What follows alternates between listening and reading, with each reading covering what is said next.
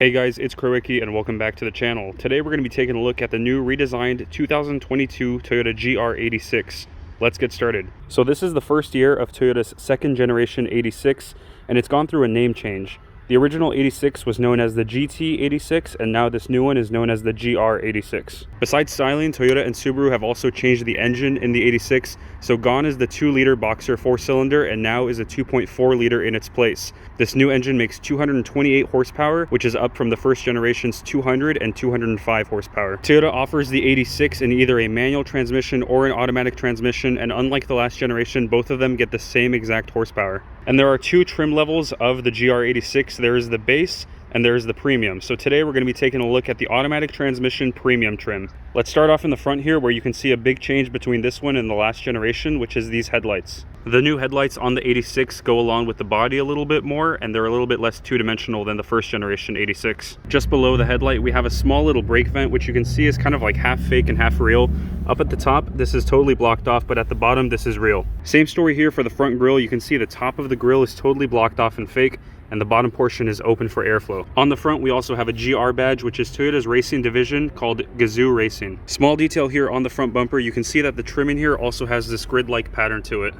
Moving over to the side, you can see we have this 18-inch black alloy wheel, which I think looks really good, and we also have some Michelin Pilot Sport tires. Continuing on over to the side of the body, you can see we have some more vents over here located behind the wheels, and we have this nice side skirt over here that goes into the body. There is keyless entry on the doors, and the side mirrors are heated. There's a dip in the roof line, just like Toyota's other sports car, the Toyota Supra. And then just behind that, we have a roof-mounted shark fin antenna. Moving over to the back here, you can see a big difference between this generation and the previous one is that we have this duckbill type spoiler back here. And then also these taillights here are totally redesigned. They kind of have that parentheses shape to them. Now along the back here, we have some brake lights, our rear view camera. We have a button right here to open the trunk as well as the Toyota logo. There is also some GR86 badging on the back here. We also have some parking sensors back here and another brake light at the bottom. Out the very back, we have a dual exhaust setup. Moving along to the back here, you can see something which we don't really see in a lot of Toyotas, which is a touch to open gas door. And over here on the gas door, you can see that this car takes premium fuel only. And since we're back here, let's go ahead and take a look at the trunk, which you can see is not very big. However, this is a small sports car. We do, however, get some GR86 badged floor mats. And underneath this mat, we have no spare tire, but there is a fix-a-flat kit. Moving inside now, you're going to notice all across the interior, we have a mix of leather and suede. On the door card, we have our window switches and room for one water bottle. You can also see here before we get in, we have our release for the trunk right over here by pushing on this button. And then just above that, we have a brightness for our center gauge display. And because this is a GR86 Premium, we get sport pedals. Let's move on to the seats over here, which you can see are manually adjusted. There are no power seats here. And then on the inside of the seat, we have the suede material.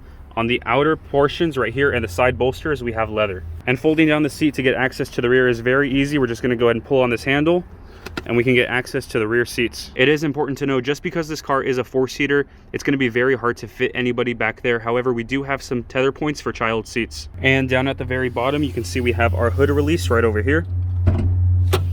Let's move on to the steering wheel over here, which you can see is leather wrapped and has GR on it. We also have some steering wheel buttons. On the left side over here, you're going to control the multimedia information, and on the right side, you're going to control the center display. Behind the steering wheel, we have some very nice feeling paddle shifters, and we also have a trip reset button. Let's move over to the display right here, which you can see is a Subaru system. However, it does have Apple CarPlay and Android Auto. Just below that, we do have dual zone climate control, so you can see we can turn up the fan here and then have different temperatures. If we turn off the sync button right here, we can have different temperatures for your driver and passenger sides, and all the rest of the climate buttons are just below that. To the left, we do have our engine start stop button, which you can see also has GR on it. Just below that, we have the automatic transmission, and you can see we also have a physical handbrake right here. So this car does not have the electronic parking brakes like we see in a lot of modern cars. Let's go ahead and take a look at the center gauge, which we can see we have the speed in the center, and then around this circle we have our tachometer. We can actually switch this to a different screen setup by pressing the track button right here. If we hold that button, you can see we have a different tachometer setup right here.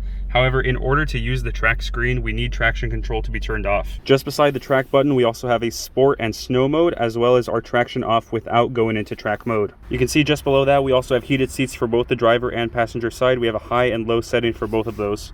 And just behind that, we have this center area right here, which you can open up by pressing on this button. And then inside this center area, we have 2 cup holders as well as 2 USBs and an aux input. Moving up from the dash, you can see we have some speakers on both the left and right side. And then just below the dash, we also have a center console, which is actually pretty big for this size of a car. Above the dash, there is no auto dimming mirror, so we're gonna have to manually dim it.